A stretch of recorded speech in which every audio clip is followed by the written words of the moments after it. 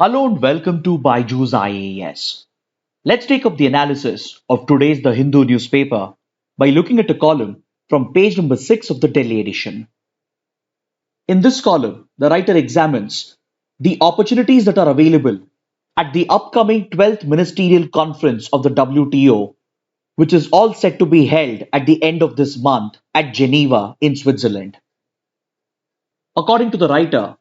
the current rise in global trade provides a right opportunity for the 12th Ministerial Conference of the WTO, where the trade ministers of the respective member states can work together to correct the unequal rules and provisions of the WTO. See, as you might know, the WTO was established in 1995 to replace the GATT, or the General Agreement on Tariffs and Trade. The WTO was intended to function as a multilateral body which could provide for a rules-based order for facilitating and promoting global trade. So it is essentially responsible for laying down fair trading rules and to counter unfair trade practices so that the economic and trading interests of the developed and as well as the developing countries could be protected. Over the years, the WTO has put in several rules and arrangements in order to facilitate global trade, and it also acts as a dispute resolution mechanism between the member states. But however, there are several issues and flaws that exist with regard to WTO rules and with regard to WTO agreements, and this has always been a source of dispute between the developed nations and the developing nations and the low-income countries. While the developed countries often seek to protect their monopoly, the developing nations and the low-income countries, on the other hand, try to seek a greater share in global trade in order to protect their development agenda. So prior to the upcoming 12th Trade Ministers Conference of the WTO, the writer evaluates the opportunities that are available to the member countries to chart the future course of global trade by capitalizing on the upbeat global trade scenario that has emerged currently following several months of fall in global trade as a result of the pandemic. See, the breakout of the COVID-19 pandemic and the subsequent restrictions and lockdowns crippled the global economy and global trade. And only in the last few months, global trade has been picking up due to rising demand as a result of the reopening of the economies, which has been driven by the falling number of cases that followed the expansion of the global vaccination program. So as we are witnessing a revival in global trade currently, the WTO has estimated that global trade volumes are going to expand by almost 11% in 2021, followed by a 5% expansion next year, thereby creating tremendous trading opportunities for all the countries. By the end of 2022, global trade is expected to reach the pre-pandemic levels, and hence, in this upbeat global trade scenario, there is a need for the WTO to create a level playing field for all the nations so that they can not only recover from the economic impact of the pandemic, but can also develop their respective economies in an equitable manner. Hence, the writer is arguing that rising trade presents an opportunity for the upcoming Trade Ministerial Conference to address the inequities present in the global trading system in line with the objectives that were laid down under the Marrakesh Agreement of 1994. It was this agreement that brought to an end the negotiations of the Uruguay round and provided for the establishment of the WTO by replacing the GATT. Through the Marrakesh Agreement, the WTO members laid down a key objective for themselves. The objective was to help out the economically weaker sections of the world to secure their fair share in global trade so that it helps them fulfill their development needs by taking the support of the fair trading system created by the WTO. But according to the writer, this key objective of the Marrakesh Agreement and the WTO is not being followed because several inequities have emerged due to the rules and provisions of WTO, which often ends up favoring the developed nations over the developing nations and especially over the low-income countries and economically weaker nations. So in this context, the writer identifies four key issues that is going to be the focus of the upcoming ministerial conference at Geneva, and the writer hopes that the member countries are going to make use of the opportunity created by increasing trade to address the inequities present within the WTO system. The first issue that he focuses upon is the question of intellectual property rights under the TRIPS mechanism of the WTO. See, TRIPS stands for Trade Related Aspects of Intellectual Property Rights. It is a comprehensive multilateral agreement on intellectual property rights, which protects the innovation and commercial rights of the developers and researchers. But currently, the WTO is facing a major challenge over the question of intellectual property rights related to the development and production of COVID-19 vaccines and drugs and medical devices that are used in the treatment of COVID-19. See, generally, when it comes to high-end technology, the intellectual property is often owned by large companies, which are usually based out of Western developed countries. And these intellectual property rights they hold allows them to dominate the market, thereby denying equitable access to critical technologies for the weaker developing nations and low-income countries. Now, since the pandemic has created an unprecedented situation, developing nations like India and South Africa, they made a proposal to the WTO last year seeking a waiver of these intellectual property rights related to COVID-19 vaccines, COVID-19 drugs, medical devices, and equipment. The strict IP regime of WTO shouldn't limit access to these critical technologies and products, especially to developing and low-income nations, at a time when they were facing a health emergency as a result of the pandemic. So, in the interest of ensuring equitable access to essential vaccines, drugs, and medical devices and equipment, India and South Africa made this proposal seeking a waiver of intellectual property rights. But this proposal has not been adequately backed by the developed nations, which mostly hold a monopoly over these intellectual property rights. Now, this is one issue which has been pending for more than 1 year, and at the upcoming ministerial conference, this issue has to be addressed immediately because the limitations and restrictions created by IP regimes has limited equitable access to essential vaccines and drugs for the weaker developing nations and low-income countries, thereby leaving them vulnerable to the devastating impact of the pandemic. The larger countries need to remember that hardly around 4.1% of the population in low-income countries have received just one dose of the vaccine, and hence the only way to boost the supply of vaccines to these countries and also to promote domestic production in these countries is to provide for a temporary waiver of these intellectual property rights so that essential vaccines and drugs can be produced domestically in those countries with the help of other countries such as India. But unfortunately, neither the developed nations nor the WTO have expressed support for the initiatives of India and South Africa, and hence the writer urges this issue to be taken up on priority at the upcoming ministerial conference. The second pending issue is the long-standing debate over subsidies given to fishing,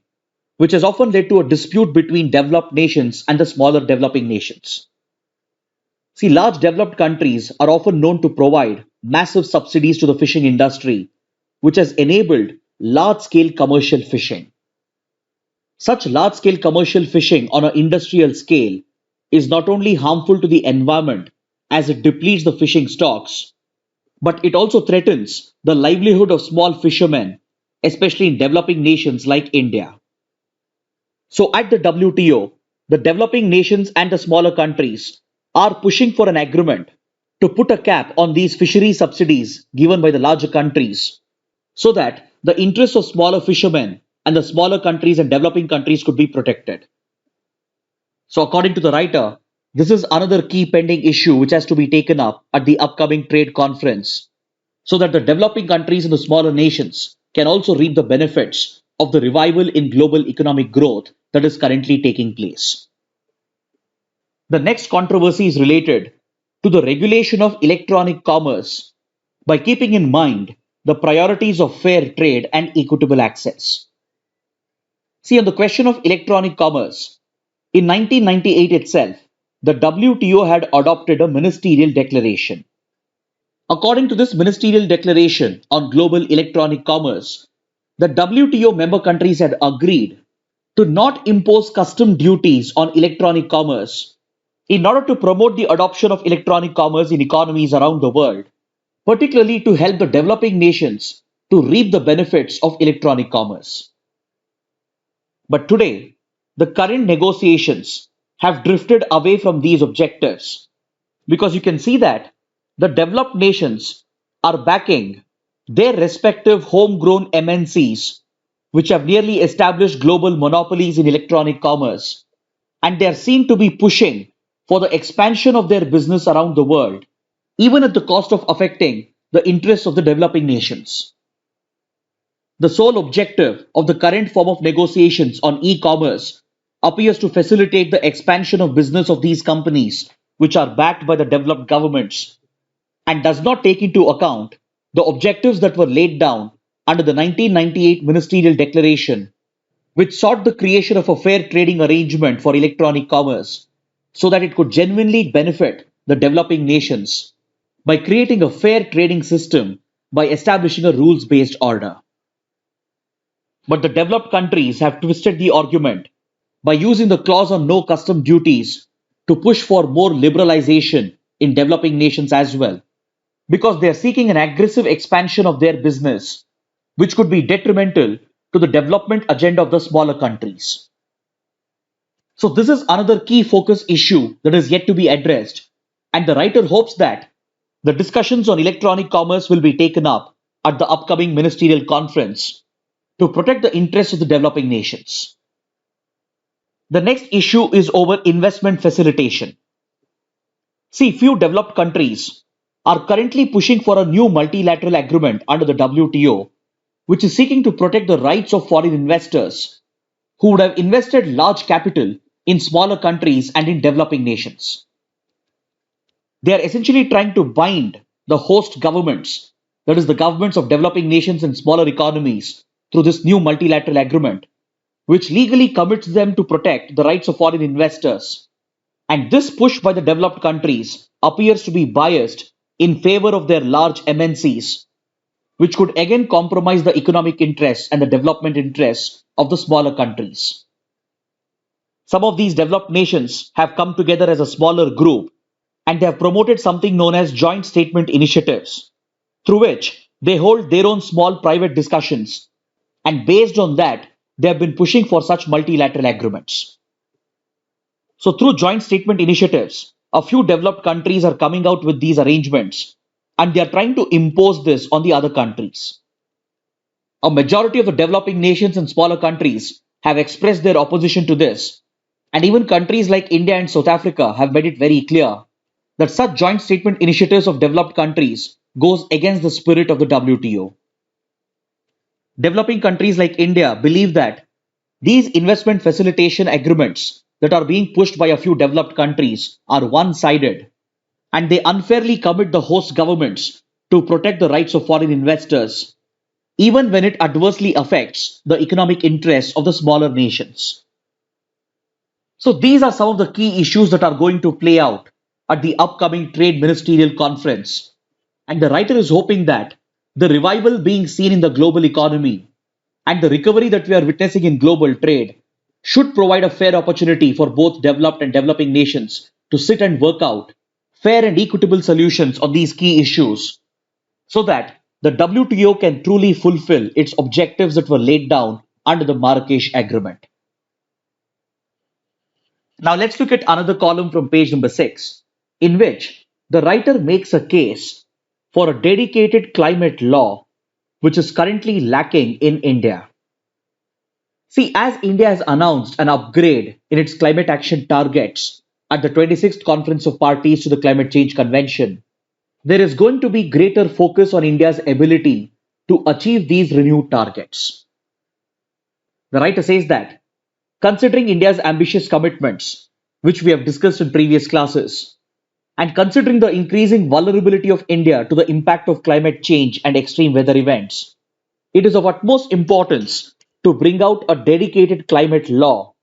so that India can effectively respond against climate change and as well as protect its vulnerable population against the impact of climate change. The writer is calling for a dedicated climate law because, according to her, the existing environment related laws are inadequate. For example, if you look at the Environment Protection Act of 1986, it deals specifically with environment related threats and environment conservation, and it doesn't contain sufficient provisions to penalize the violators because under the Environment Protection Act, those who commit an offense are punished under other laws such as the Code of Criminal Procedure. So this makes the Environment Protection Act subordinate to other laws, and also it doesn't comprehensively deal with the subject of climate change. Then we have the Air Act and the Water Act, which only deal with pollution, and again they don't cover the subject of climate change comprehensively. Then the same problem exists with the National Green Tribunal Act, which established the National Green Tribunal, and even the Biodiversity Act of 2002 is limited to biodiversity conservation. So these existing environment laws of India, they don't specifically deal with climate change and climate action, and they don't contain sufficient provisions to help India achieve its ambitious climate action targets. So the writer says that there is a need to plug these gaps which is arising out of inadequate laws, and hence a dedicated climate law has to be enacted to help India achieve its climate action targets without compromising on its socio-economic agenda. The writer also says that a dedicated law is needed to integrate India's climate action efforts in order to give adequate focus to both mitigation measures and as well as to adaptation measures.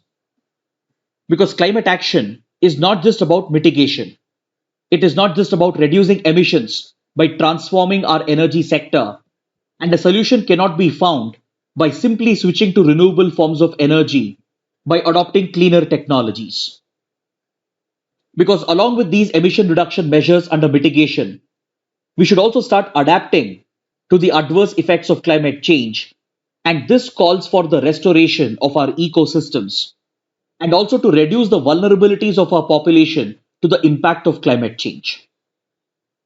Then, along with adopting cleaner and renewable technologies, India will also have to create additional carbon sinks by promoting afforestation, and all these climate action efforts will have to be integrated for India to achieve its ambitious targets. So the writer says that a dedicated climate law can provide for such integration by taking a holistic look at all the mitigation and adaptation measures. Then there is also a need to ensure the enforcement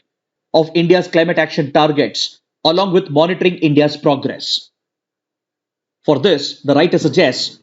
a national commission on climate change can be established with legal backing by enacting a climate law,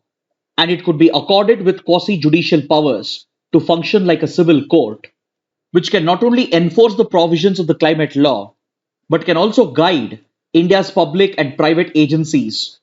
to chart a less carbon intensive path and provide them with the required technical and policy advice to help India achieve its climate action targets. Such a national commission with statutory backing can also put in place an efficient mechanism to track India's carbon footprint in each sector, and it can even work out tailor-made solutions to drive India towards the pursuit of these targets. Then such a national authority can even help in fixing accountability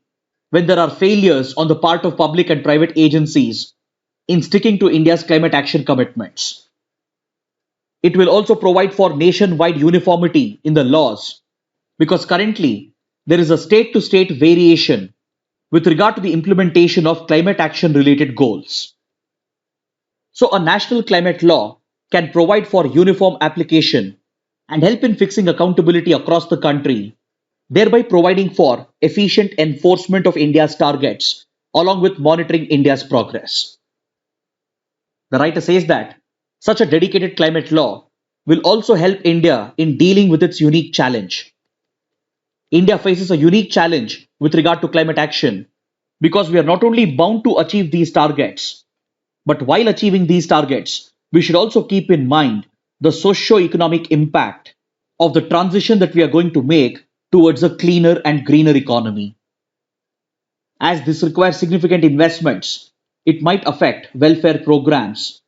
and it might have an adverse effect on India's economic growth.